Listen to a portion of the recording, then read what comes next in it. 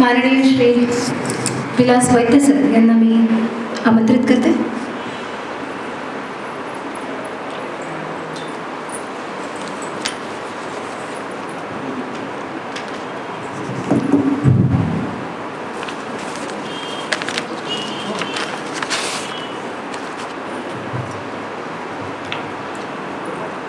फुलांनी फुलांच्या शेजारी बसावे, एका कवीने म्हटलेलं आहे. फुलांनी फुलांच्या शेजारी बसावे, चांदण्यांनी चांदण्यांना टाळी द्यावी. इतकं सुंदर वातावरण,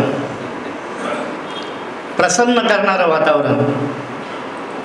महाराष्ट्रातल्या अनेक समारंभात मी गेलो, कासराळी सर सुद्धा गेली, परंतु ही जी उत्कटता आहे, हे जे प्रेम आहे, ही आपुलकी आहे, ती या उत्सवातून पाहायला मिळते आपल्याला.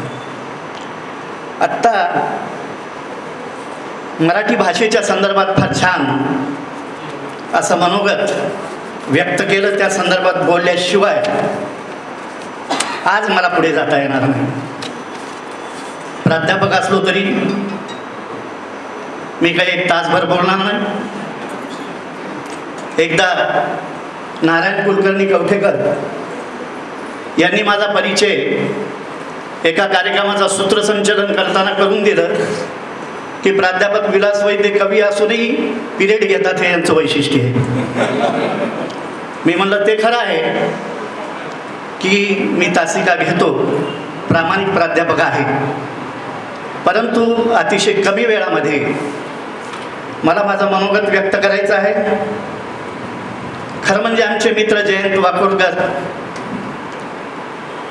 व्यासपीठावर उपस्थित असणारे सर्व सन्माननीय पाहुणे,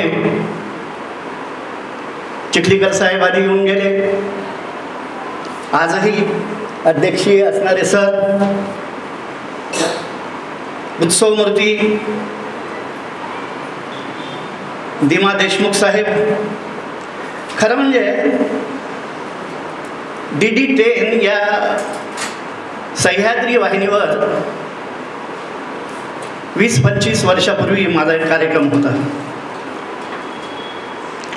आणि त्या कार्यक्रमामध्ये बोलत असताना मी मराठवाड्यातला आणि मराठवाड्यातल्या व्यक्तीला एखाद्या तेही 20-25 वर्षापूर्वी टी व्हीवर बोलवावं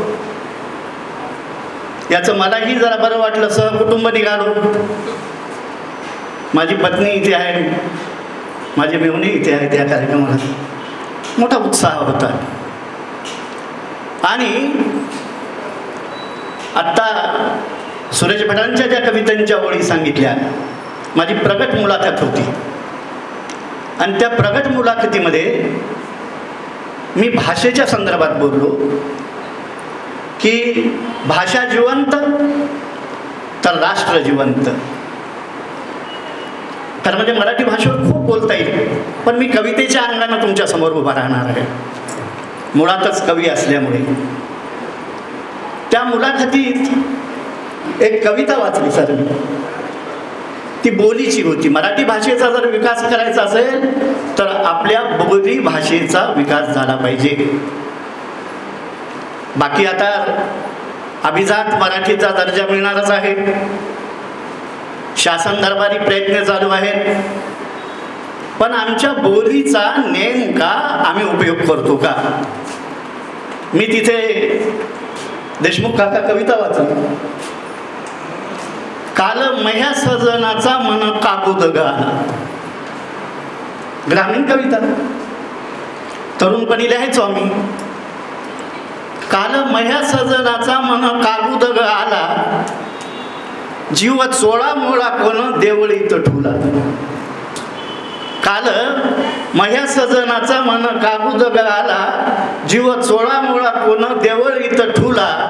पुसले नंदे लागे काय काबूद गाला. ननंद नावाचं फॅक्टर संसारात फार अवघड असतं. पुसले नंदे लागे काय काबूद आला, तिनं वटारले डोळे त्यात साजन दिसला, त्यात साजन दिसला. आमची कविता सुरसुरी लावल्यासारखी. मग सूत्रसंचालन करणाऱ्या SNDT महिला महाविद्यालयाच्या प्राध्यापिका होत्या आणि आपले शरण बिराजदार त्या कार्यक्रमाचे दिग्दर्शक होते. नंतर त्यांना म्हटलं, दुसरी कविता म्हटली, नाग मोडी बांधी मंदी बैल दुडक्या चालीत, घुंगराच्या आवाजानं खनन हे शिवार, दमनी आंधी मंदी नाही अशी माग पुढं जात. या कविता म्हटल्यानंतर संचलन करणाऱ्या ज्या प्राध्यापिका होत्या त्या म्हटल्या, या कवितेतला अर्थच कळना. मी म्हटलं, कवितेमध्ये मंग हा शब्द आलेला आहे, काऊन हा शब्द आलेला आहे, पुढच्या कवितेमध्ये हिंग हा शब्द आलेला आहे. ही जी निर्झरासारखी अस्सल बोली आहे, ही बोली आपण जपलं पाहिजे. दिवा काकांच्या कवितेचं वैशिष्ट्य मला यासाठी वाटतं, सरांनी आत्ता फार छान उल्लेख केला, मी सगळ्याच कवितांचा उल्लेख करणार नाही.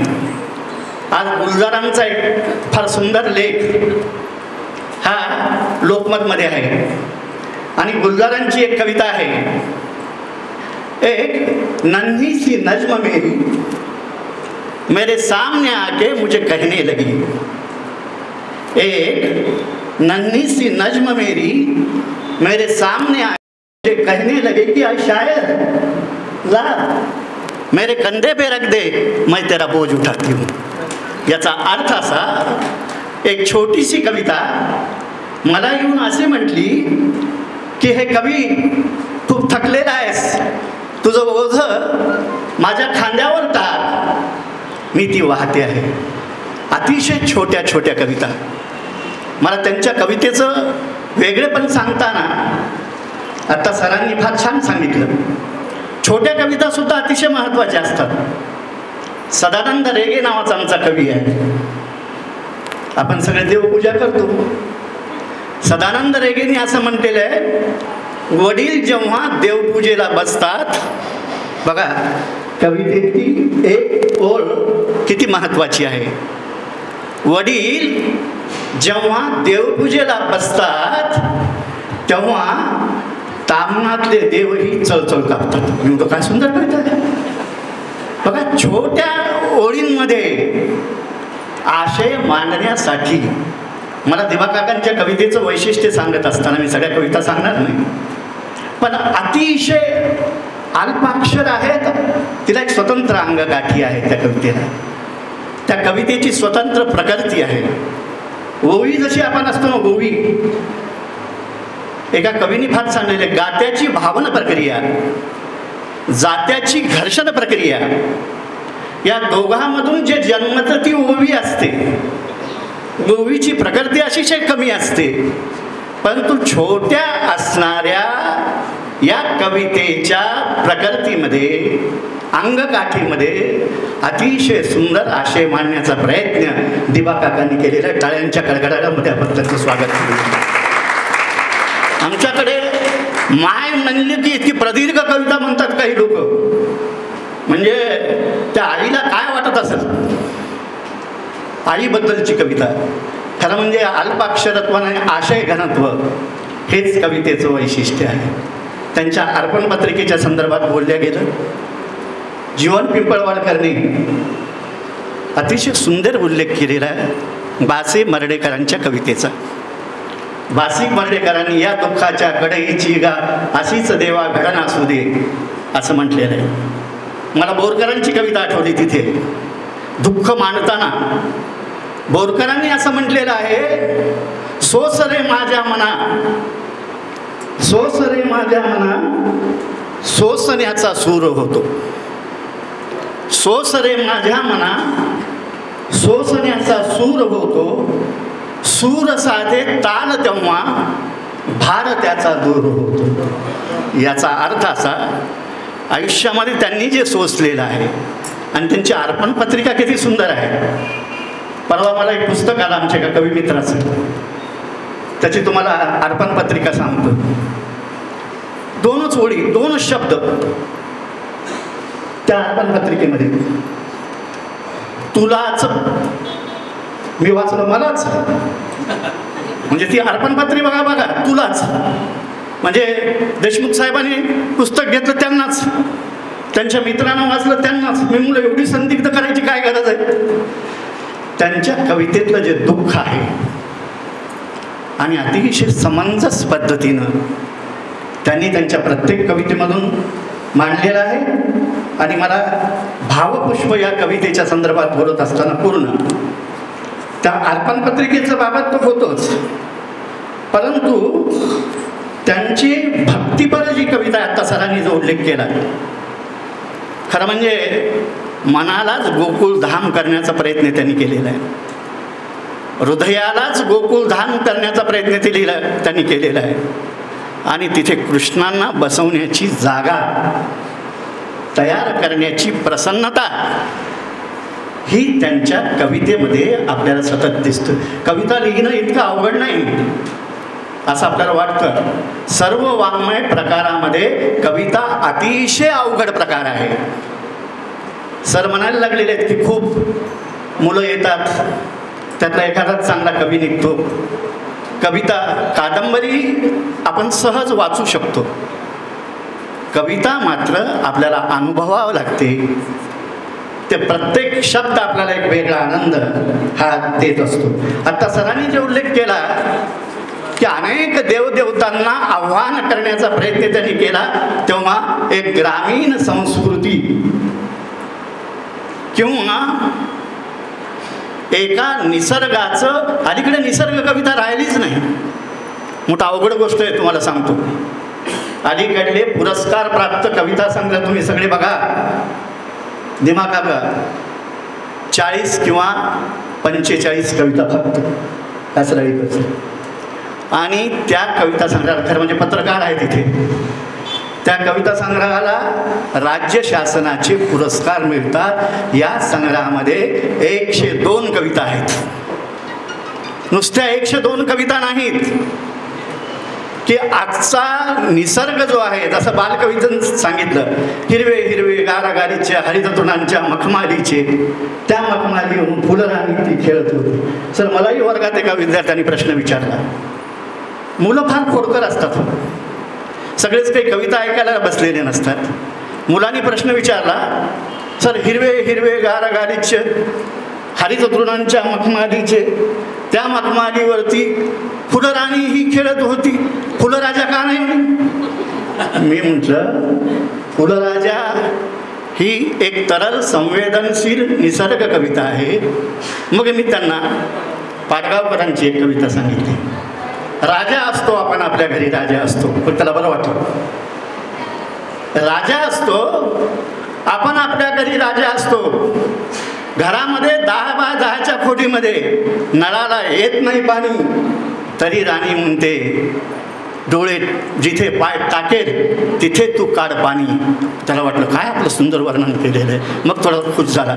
रंग, रूप, गंध, स्पर्श या सर्व जाणीवांना साक्षात करण्याचं काम दिवाणच्या कवितेतून झालेलं आहे. हे सांगताना मला आनंद वाटतो, अभिमान वाटतो. आणि ही कविता अशाच पद्धतीने पुढे सरांनी अनेक कवितांचा उल्लेख केला.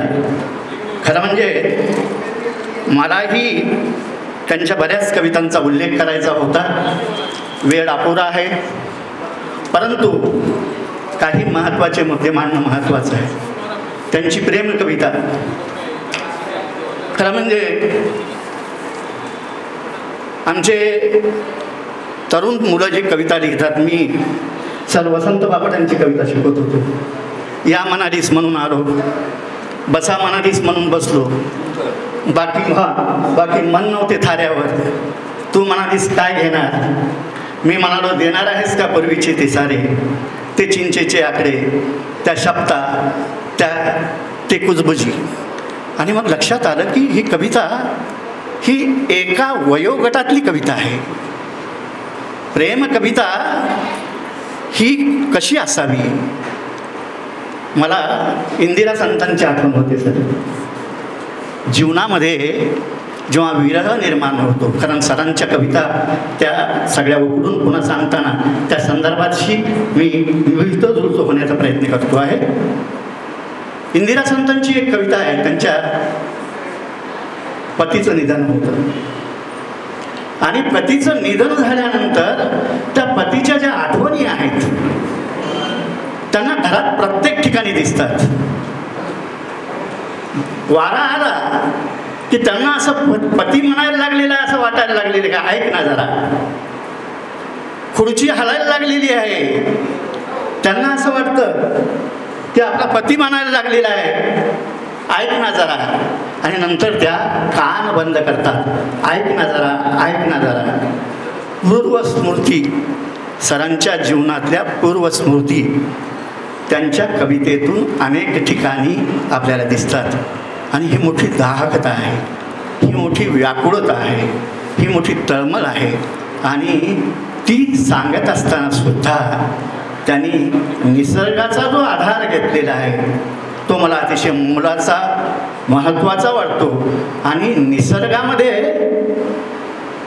ते एवढे एकाग्र झालेले आहेत की त्यांच्या कवितेमधून झाड, फुलं हे वेगळे काढता येत नाहीत. सरांनी आत्ता जे सांगितलं, सूर्योदय वेगळा काढता येत नाही, त्याच्या नदीवर किंवा पाण्यावर पडणारे किरण हे वेगळे काढता येत नाहीत. मी नेहमी म्हणत असतो की आपण साखरभात घरी करतो आणि साखरभात केल्यानंतर बासमती तांदूळ असतो, त्यात केशर टाकलेला असतो, साखर टाकलेली असते.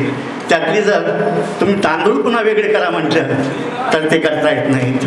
त्यानंतर तुम्ही केशर बाजूला काढा तर तो काढता येत नाही, साखर बाजूला काढता येत नाही.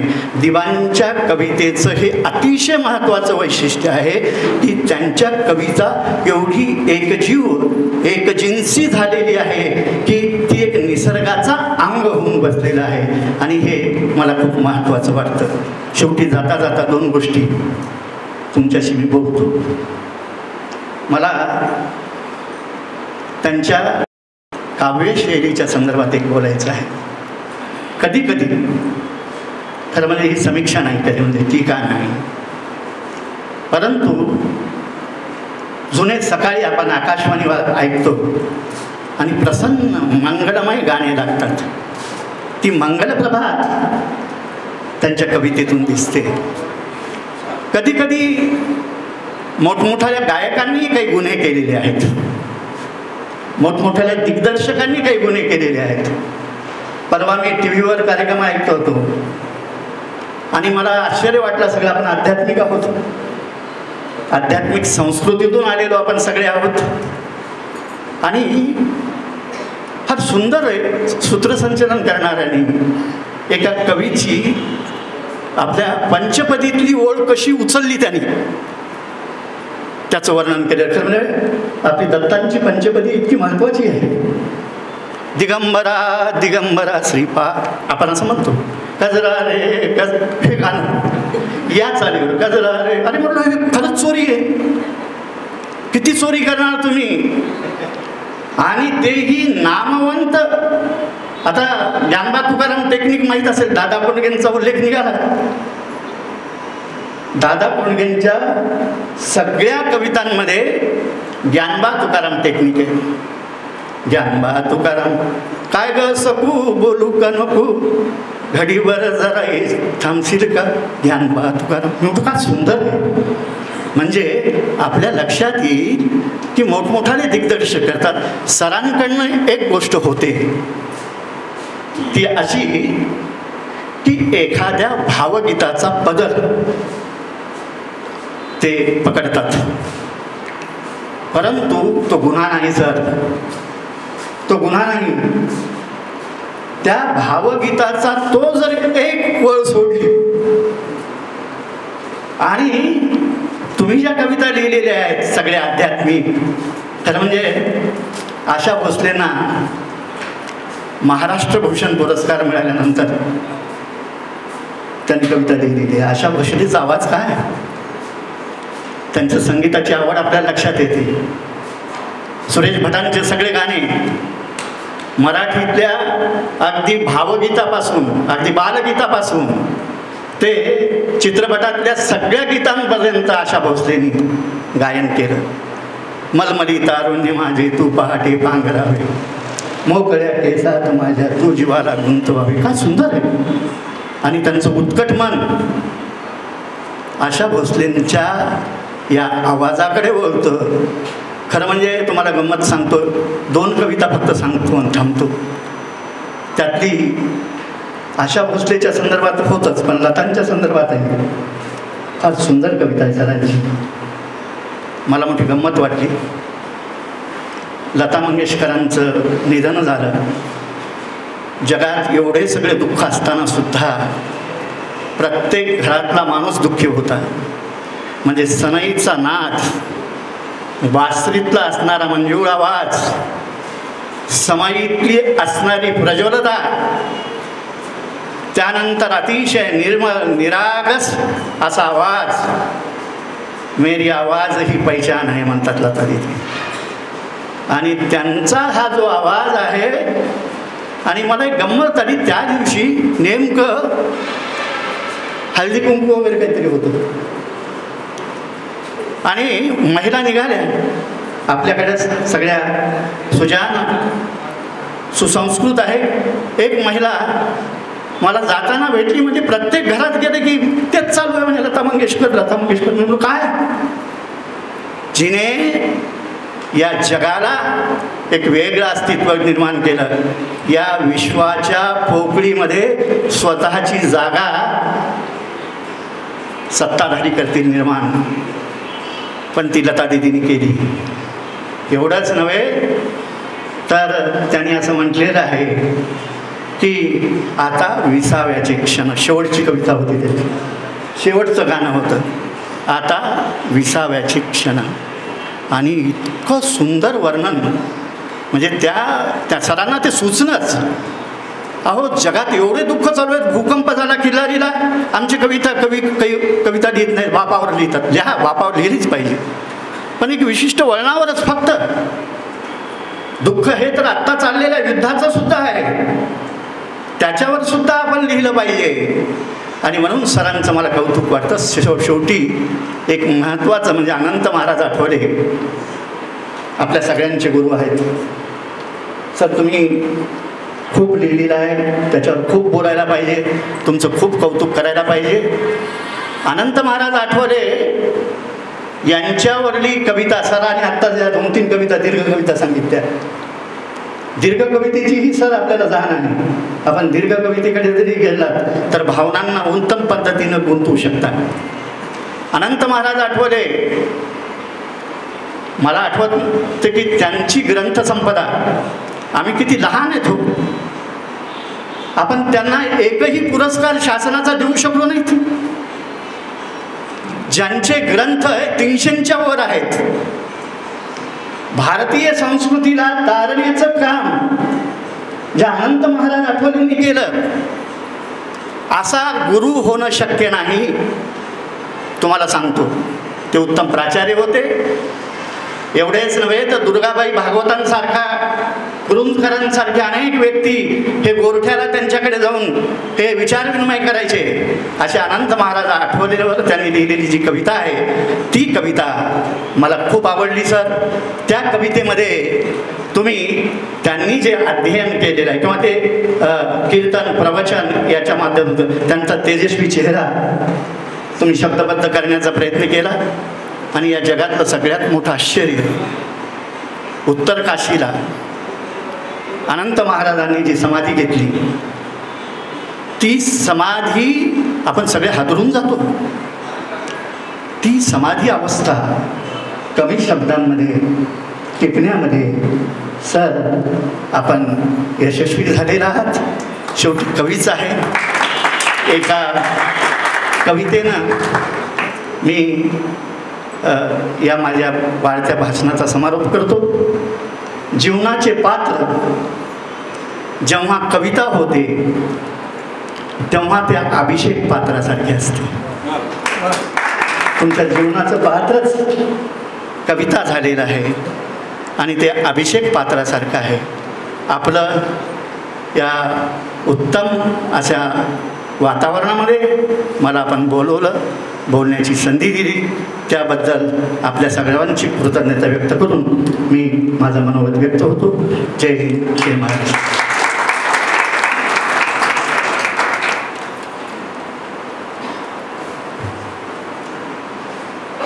पुन्हा तिसऱ्यांदा तुमच्या समोर आलो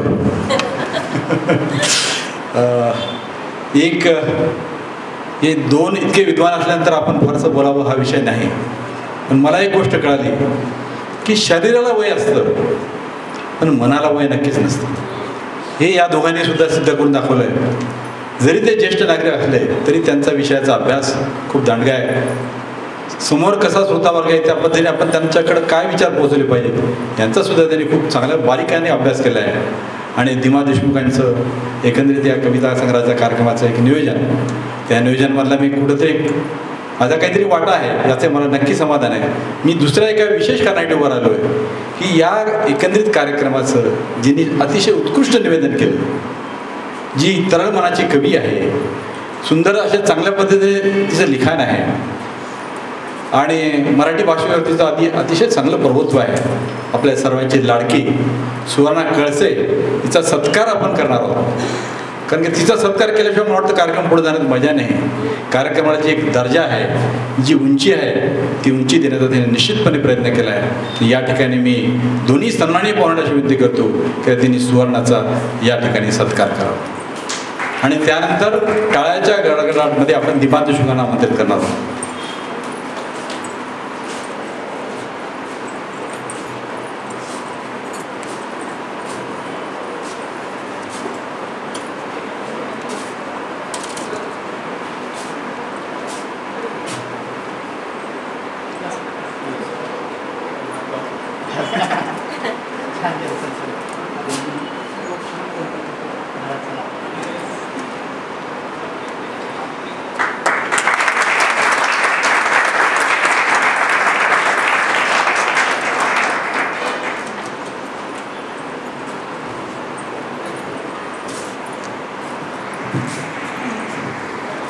धन्यवाद. यानंतर मी धर्मभूषण माननीय दिलीपजी ठाकूर यांना आपलं मनोगत व्यक्त करण्याची विनंती करते.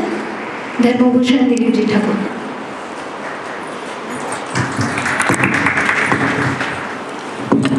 क्यों मरते हो सनम के लिए, क्यों मरते हो सनम के लिए, दुपट्टा भी नहीं देगी कफन के लिए. क्यों मरते हो सनम के लिए, दुपट्टा भी नहीं देगी कफन के लिए. अरे मरना है तो मरो वतन के लिए, तिरंगा तो मिलेगा कफन के लिए, तिरंगा तो मिलेगा. दिमा काका यांच्या पुष्प या अतिशय चांगल्या कविता संग्रहाचा प्रकाशन समय उपस्थित असणारे कासारळीकर सर, प्राध्यापक वैद्य सर, आमचे आदरणीय बाळासाहेब पांडे काका, आदरणीय विष्णुपुरीकर साहेब, संतोषजी कुलकर्णी, प्रमोदजी देशमुख, अनिलजी डोईफोडे, आमचे मित्र धनंजय डोईफोडे, जयंतरावजी वाकोडकर आणि या कार्यक्रमाचं अतिशय चांगलं सूत्रसंचालन करणाऱ्या सुवर्णाताई व उपस्थित सर्व काव्य रसिकांनो, सर्वांना माझा मानाचा मुजरा. मित्रांनो, आता खरं तर एखादी लता मंगेशकरची चांगली मैफिल जमलेली असेल आणि सगळं मैफिल संपत आली आणि संपल्यानंतर शरद पवारांचं भाषण ऐकायला उभं केल्यानंतर जसं की रसिकांची अवस्था होती तशी अवस्था माझं नाव उचलल्यावर तुमच्या चेहऱ्यावर दिसत आलेली आहे. कारण अतिशय चांगलं दोघं आमच्या आपल्या कासारळीकर सर आणि वैद्य सरांनी अतिशय चांगलं परीक्षण केलं आणि मला इथं बोलण्यासाठी. एकदा काय झालं, एका शाळेचं इन्स्पेक्शन होतं आणि इन्स्पेक्शन असल्यावर तुम्हाला माहित आहे की जो हुशार विद्यार्थी आहे त्याला इन्स्पेक्टर काहीतरी प्रश्न विचारतात आणि त्याचं उत्तर दिलं की ते इन्स्पेक्शन हे करतात. तर नेमकं त्याच दिवशी शाळेत क्रिकेटची मॅच होती, गावात क्रिकेटची मॅच होती. तर जो हुशार विद्यार्थी होता त्या हुशार विद्यार्थ्याला क्रिकेटचं खेळायला जायचं होतं. त्यानं आपल्या मित्राला सांगितलं, बंड्याला, की जेव्हा इन्स्पेक्टर येऊन विचारतील की हुशार विद्यार्थी कोण आहे तर तेव्हा तू उभं राहा आणि त्यांनी एखादा सोपा प्रश्न विचारतात तू त्याचं उत्तर दे. बंड्या मला काय जमल की नाही. अरे काय नाही, सोपा विचारतात म्हणले, तू उत्तर दे. इन्स्पेक्टर आले, त्यांनी हेडमास्टरला सांगितलं एखादा वर्ग दाखवा. त्यांनी वर्गात नेऊन गेले, ते वर्ग शिक्षक होते. त्यांनी प्रश्न केला, शिवाजी महाराजांचा जन्म कुठे झाला? सर्व मुलं चुपचाप बसले. म्हणलं, अरे तुमच्यातला हुशार विद्यार्थी कोण आहे? बंड्या हळूच उभं राहिला. सर म्हणलं, मी हुशार विद्यार्थी आहे म्हणले. मग तुला कळत नाही का म्हणले शिवाजी महाराजांचा जन्म कुठं झाला?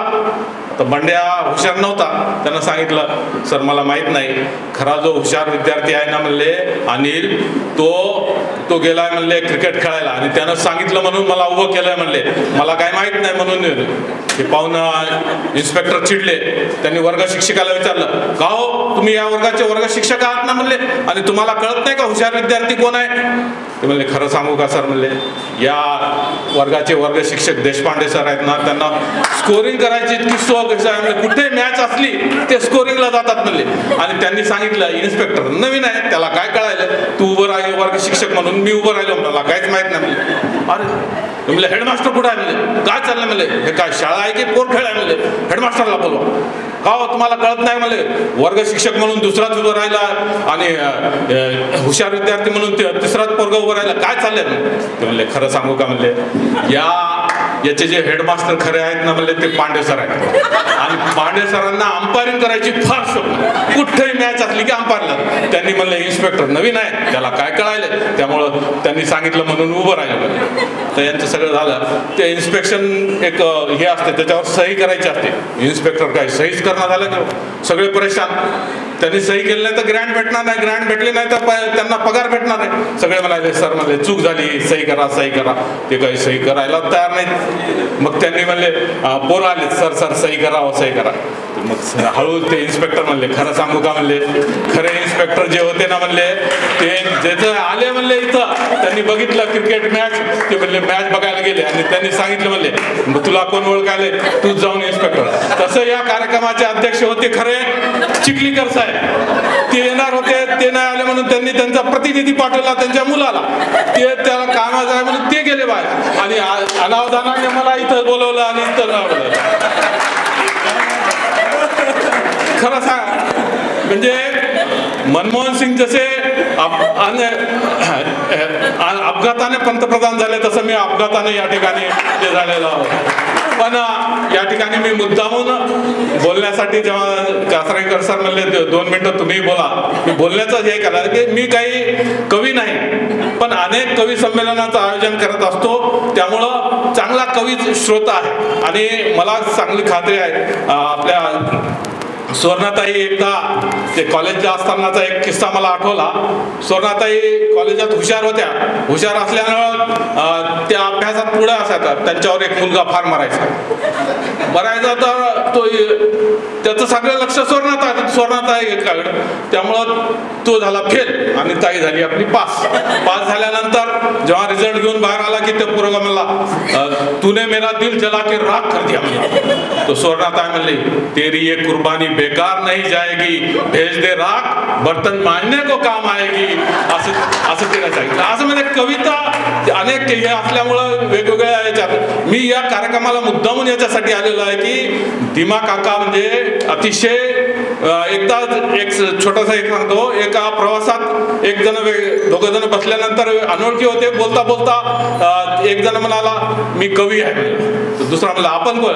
ते म्हणला, मी बहिरा आहे. म्हणजे कवी असता म्हणलं की लोक पळतात. पण धीमा काकांचं कविता संग्रहाचं इथं उद्घाटन असताना इतक्या मोठ्या संख्येनं या ठिकाणी लोक उपस्थित आहेत. म्हणजे त्यांचं माणूस कविता आहेतच ते, पण माणूस म्हणून किती मोठे आहेत हे तुमच्या प्रचितीवर दिसत आलंय. त्यामुळं आणि मला एक खास माझं सोशल मीडियावर फार जास्त असतं, तर मी अनेकांना मेसेज टाकत असतो वेगवेगळ्या उपक्रमाचे. पण सगळ्यात चांगलं त्यांचं कौतुक करून नेहमी मला कौतुकास्पद ज्याचं रिप्लाय देतात. खरोखरच त्यांचं करावं तितकं कौतुक आहे. त्यांनी जो संग्रह लिहिला आहे तो खूपच सुंदर आहे. तो आत्ताच नुसता चालला. मी अनेक लेख देखील लिखत असतो. याच्यावर लिहिण्याचा प्रयत्न करेल. कासरेकर सरांना दाखवल. त्यांनी एडिट केल्यानंतर इथं विष्णू बोरकर सर आहेत, त्यांच्याकडे पाठवल. त्यांच्या त्यांच्या पेपरमध्ये येण्यासाठी प्रयत्न कराल. आपण सगळ्यांनी असंच एक कार्यक्रम होता, जाता जाता सांगतो, एका कार्यक्रमात असंच कविता संग्रहाचं प्रकाशन होतं आणि प्रकाशनामध्ये अनेक वक्ते बोलत होते जोरजोरात त्यांचं भाषण. नंतर अध्यक्ष आले आणि अध्यक्षानेही भाषण केलं. अशा इतकं भाषण लांबवलं की त्या बाजूला असं जाता जेवणाचा वास यायला लागला, तसा तिथं जेवणाचा वास सुटला होता. एक जण तरुण व्यक्ती मुद्दामून आलेला होता, पण त्यानं काय केलं, आता बुके होता, तो बुके घेतला आणि तिथून उगारून मारू लागला. तर ते जो अध्यक्ष होता भाषण करू लागला, वक्ता तो बाजूला जाऊ लागला. ते म्हणला तुझं चालू दे म्हणला, ज्यानं तुला माईकवर बोलवलं ना म्हणला त्याची बघतो म्हणला. तशी वेळ आपल्या दिमा काकावर येणार नाही. त्यामुळं या कार्यक्रमाचं मी या ठिकाणी त्यांना खूप खूप शुभेच्छा व्यक्त करतो आणि एक सुंदर कार्यक्रमाला अनावधानाने का होईना मला बोलण्याची संधी दिल्याबद्दल सुवर्णाताईंचं सगळ्यांचं मनापासून धन्यवाद व्यक्त करतो. थांबतो. जय हिंद, जय महाराष्ट्र.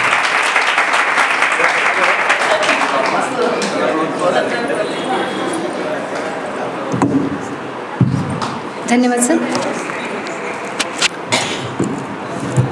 खरं तर अतिशय संवेदनशील असलेले आमचे दिमा काका हळुवारपणे शब्दांशी मैत्री करतात. बघता बघता शब्द त्यांच्याशी खेळू लागतात, त्यांच्या अवतीभोवती बागडू लागतात. हा शब्दरूप मनोरम अनुभव वाचकांना नक्कीच सुखद वाटेल यात मला तीळमात्र शंका नाही. या काव्यसंग्रहात सुख, आनंद, दुःख, निराशा, हताशता, चिंता, आशा, सकारात्मकता आणि या प्रेम, माया, ममता, वात्सल्य, कृतज्ञता अशा विविध भावभावनांचा परिमळ या भावपुष्प या काव्यसंग्रहातून पसरला आहे. आणि खरं तर दिमा काका त्यांच्या अर्पणपत्रिकेत म्हणजे एकंदरीत या पुस्तकाच्या मनोगतात असं म्हणतात की दुःख आणि निराशा या परिस्थितीतून जात असताना मनात शब्द उमलत होते आणि ते व्यक्त करावेसे वाटत होते. पण आज असं वाटतं काकांनी शब्दांशी मैत्री केली, शब्दांच्या पुढे मैत्रीचा हात पुढे केला, पण त्यांना दुःख आणि निराशा यातून बाहेर काढण्यासाठी हे शब्दांनी हात पुढे केला आणि काकांना या भावपुष्पापर्यंत अगदी सुखरूपपणे किंवा आनंदाने घेऊन आले. कासराळेकर सर म्हणाले तसं शोकाचा श्लोक त्यांनी केला असं म्हटलं तर वावगं ठरणार नाही. अतिशय उत्स्फूर्तपणे लिहिलेल्या या कवितांना सर्व वाचकांना निश्चितच आवडतील आणि या काव्यसंग्रहाला शुभेच्छा देतानाच मी काकांना मनोगत व्यक्त करण्यासाठी इकडे आमंत्रित करते. आदरणीय दिमा काका.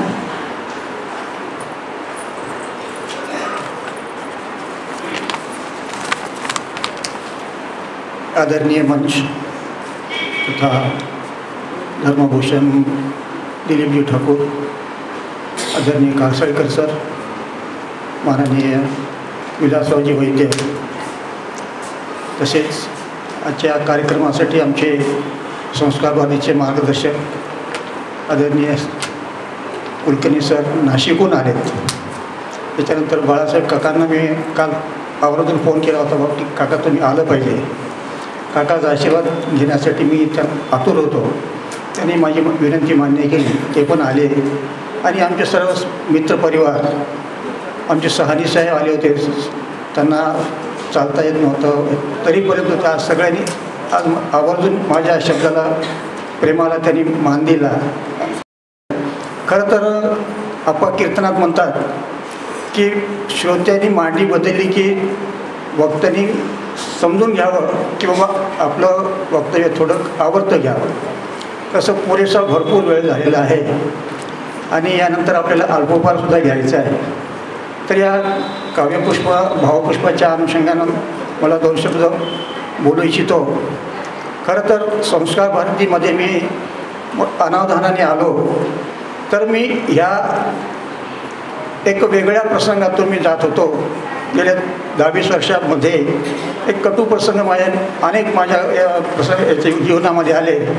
पण आमचे बंधू भगवानराव ते अमरावतीला राहत होते, पण त्यांना ते राहून वाटेल बाबा की हा खूपच दुःखी आहे, अमुक आहे, तमुक आहे, त्याला इथून बाहेर काढलं पाहिजे. तिथून सारखं त्यांची विचारपूस नेहमी चालत राहायची. पण ते म्हणतात ना, ते घार हिंड ते आकाशी चित्त तिचे पिल्लापाशी, तसं सगळं चित्त त्यांचं माझ्याकडे राहायचं. योगायोगाने त्यांची शाळा 1999ला शिर्डीला शाळा तयार झाली आणि शाळेचं काम आणि त्यांचा जो व्याप वाढला आणि ते इथं नांदेडला स्थायिक झाले. मीनवाईल आता इथं आल्यानंतर ते त्यांचा संघ परिवार, तसं तर त्यांचं काम खूप व्यापक होतं. ते अगोदर तलासरीला वगैरे होते, ते त्या ठिकाणी सुद्धा संघ परिवाराशी त्यांचा निगडीत संबंध होता. तसं इथं आल्यानंतर त्यांना संघ आता तळमळ होती हो की आपण काहीतरी केलं पाहिजे, कुठतरी मित्रपरिवार जोडला पाहिजे. तसं मग त्यांनी शोध घेऊन त्या ठिकाणी संघ परिवार कुठं आहे, शाखा कुठं चालते, कुठं कुठं काय काय उपक्रम आहेत, त्या सर्व उपक्रमाची त्यांनी माहिती घेतली. तिथं शाखा चालतात तिथून माहिती होऊन संस्कार भारती हा एक छान उपक्रम होता. सरसभा एक आमचा उपक्रम आहे, त्याच्यामध्ये ते जोडल्या गेले. आणि त्या अनुषंगाने मलासुद्धा त्यांनी सांगितलं बाबा की तू घरी बसू नको, घरी बसलं की रिकामं डोकं फार वेगळं असतं, तर आपण या उपक्रमामध्ये गेलं पाहिजे, काहीतरी काम केलं पाहिजे. तर त्या अनुषंगाने आम्ही सारखं त्यांच्यासोबत जात राहिलो, कार्यक्रम अटेंड करत राहिलो. मग कार्यकर्ता म्हणून मी काम केलं. कार्य करता करता त्यांना एक भावलं. आमचे जगदीश सर, धनंजय दीक्षित, धनंजय जोशी, संजय जोशी, अरिंद्रजी, ही सर्व मंडळी, त्यांनाही वाटतं बा की यांना आपल्या उपक्रमात घेतलं पाहिजे. आणि माझा जिल्हा परिषदेमध्ये जरा व्यासंग असल्यामुळे, काम करत असल्यामुळे जरा बाहेरही माझी ओळखी बाळखी होत्या, त्याचाही मला थोडा फायदा झाला. आणि संस्कार भारतीमध्ये मला जरा काम करता आलं. आणि आज तारखेला मी संस्कार भारतीमध्ये कार्यकर्ता ते आज अध्यक्ष या पदावर माझे दायित्व मी निभावतो आहे. हे माझं अचिव्हमेंट मला वाटतं की आपण काहीतरी काम केलं आहे.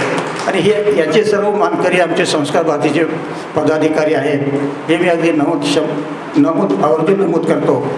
संस्कार भारती ही अशी एक गंमत आहे की नवोदित कलाकारांना व्यासपीठ मिळवून देणं हे खास वैशिष्ट्य आहे. मी ह्या संस्कार भारतीमध्ये रुजल्यामुळं मला काही गोष्टी कळाल्या, खरं तर मी ह्या क्षेत्रातला माणूस नाही. मी शेती खात्यामध्ये काम केलेलं माणूस, जवळपास 58 वर्ष मी शेती खात्यामध्ये होतो. आणि जवळपास 25-30 वर्षे कारकुनी म्हणून, म्हणजे जिल्हा परिषदेला आल्यानंतर मीटिंग वगैरे ह्या सगळ्या करण्यामध्येच माझा वेळ गेला. आणि त्याच्यामुळे ह्या व्यासंगामध्ये कधी मी जोडल्या गेलोच नाही. पण संस्कार भारतीमध्ये आल्यापासून काही विषयाची मला जाण झाली, काही गोष्टी कळाल्या. आणि त्याच्यातून ह्या कवितेचं जरा मला स्फोरण झालं म्हणा. आणि याच्यामध्ये एक विशेष म्हणजे कविता सुचण्याचं महत्त्वाचं भाग म्हणजे आमचा मित्रपरिवार रोज आमच्या व्हॉट्सॲपमध्ये अनेक प्रकारचे विषय येतात, चित्र येतात, प्रसंग येतात, वेगवेगळ्या प्रकारचे चित्र येतात, कविता येतात. त्याच्यामधून मला काही गोष्टी स्फुरण झाल्या आणि त्या मी कागदावर मांडण्याचा प्रयत्न केला. कागदावर मांडत राहिलो, कागदाचं वेस्टर्न वाढत राहिलं. अनेक कविता एक अशा जवळपास जमत राहिल्या. आमच्या हा व्यासंग खूप आवडीचा झाला. आणि करता करता मी लोक मला काही वेळेस मी कुणाला दाखवायचा, हे करायचं. त्यांनी म्हणले बाबा हे इतक्या कविता झाल्यानंतर तुम्ही कविता संघ तयार करा, घरी ठेवून उपयोगाचं नाही आहे, हे लोकांपर्यंत पोचलं पाहिजे, तुमची जी भावना आहे ती बाहेर गेली पाहिजे. तर आमचं मोठे दादा म्हणले बाबा हे असं घरी ठेवून उपयोगाचं नाही, कविता संग्रह कर, पुस्तक रूपात मांड. म्हणून मी खरंच आपण कवी आहोत का हे मला एक माहिती नव्हतं खरं म्हणजे. पण मला वाटलं होतं हे कुणाला दाखवायचं कोणाला. मग मला माझ्या डोक्यामध्ये कल्पना आली बाबा कासाळीकर सर आहेत, नवीन विद्यार्थी आहेत, त्यांचा खूप व्यासंग आहेत, त्यांना खूप छान मार्गदर्शन करतात. पिंपळवाडकर सर झालं. पण आता दाखव कसं, चांगल्या का वाईट, काय म्हणतील ते बाबा. आधी म्हटलं आमची संस्कार भारतीची लाडकी कन्या सुवर्णाताईला विचारलं बाबा हे असं असं आहे बघ, अगदी तुला जर योग्य वाटलं तर मी पुढे जातो. मग त्या ताईने सगळ्या गोष्टी छान त्यांनी त्याचं आकलन केलं, पाहून सांगितलं काका खूप चांगल्या कविता आहे, तुम्ही पिंपळवाडकर सरांना दाखवा, कसाळेकरांना दाखवा, त्यांचं मार्गदर्शन घ्या. त्या अनुषंगाने मी या दोघांचं मार्गदर्शन घेतलं, आर्यद्रावचं मार्गदर्शन घेतलं. त्याच्यामुळं एक छान मांडणी झाली. पिंपळवाडकर सर म्हणाले, बाबा तुम्ही कविता नाहीत हे मान्य आहे तुम्हाला, तुम्ही शेती खात्यात तुम्ही हे आधी मला सांगणं बंद करा. तुम्ही मला काही माहिती नाही, मला काही येत नाही. सगळ्या गोष्टी येतात. सगळ्या गोष्टी कसं आहे, कविता ही कविता नसते. कविता ही कविता 4 शब्दाची मांडणी झाली की ती कविता होते, हे नक्की आहे. हे एवढं लक्षात ठेवा. आणि तुम्ही कविता करा, तुम्हाला जे स्पलेलं आहे, तुम्हाला जे आठवतं आहे कागदावर लिहित जा, ती कविता होईल. आणि तुम्हाला आढळलं असं तर आमच्याकडे आम्ही तुम्हाला केव्हाही मदत करायला तयार आहे. कासाळीकर असताना खूप मी तुम्हाला त्रास दिला, सोनातरी आता रोज त्रास देतो, बघ की हे असं असं मी लिहिलं आहे, मला पाहून दे.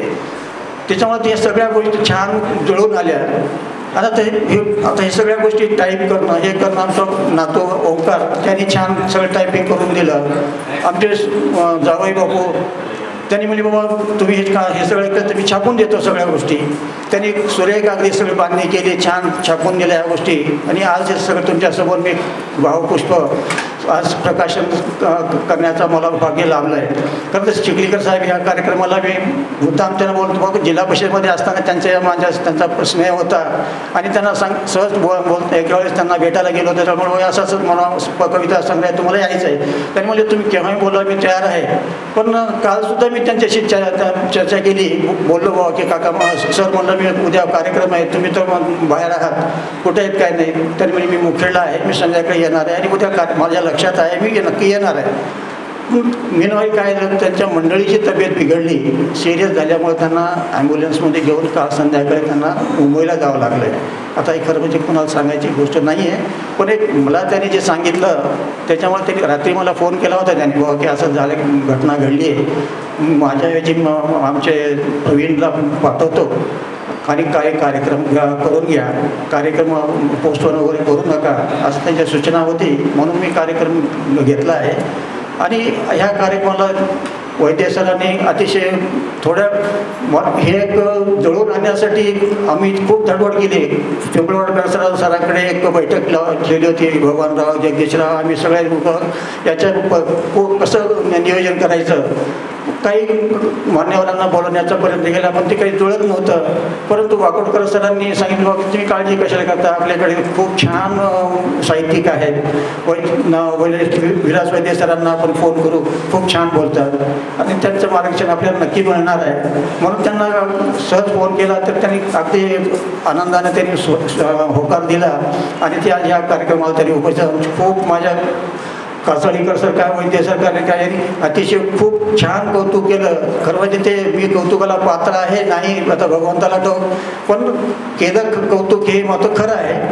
आज पुन्हा तर अनावधानानं म्हणा किंवा काही म्हणा ह्या गोष्टी घडल्या आहेत. या सगळ्याचा मी सगळ्या आजचा जो कार्यक्रम घडून आणला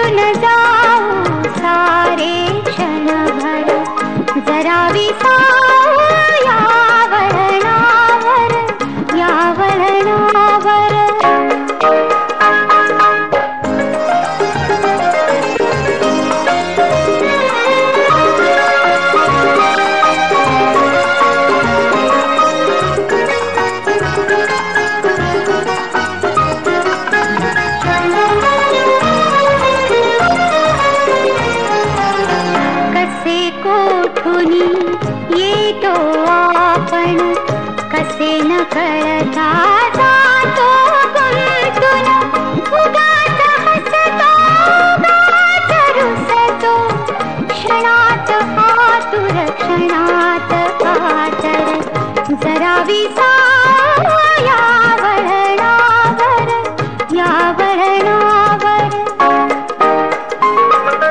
भले बुरे जे घडून गेले विसरून जाऊ सारे क्षणभर.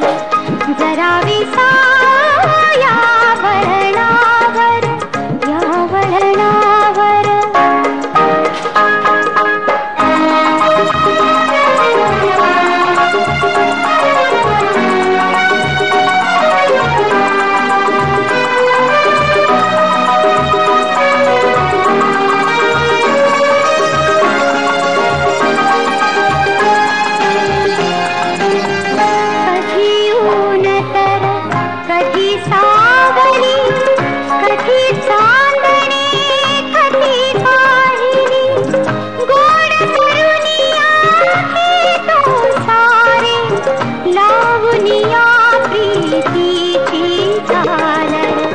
जरा विसाया वळणावर, या वळणावर.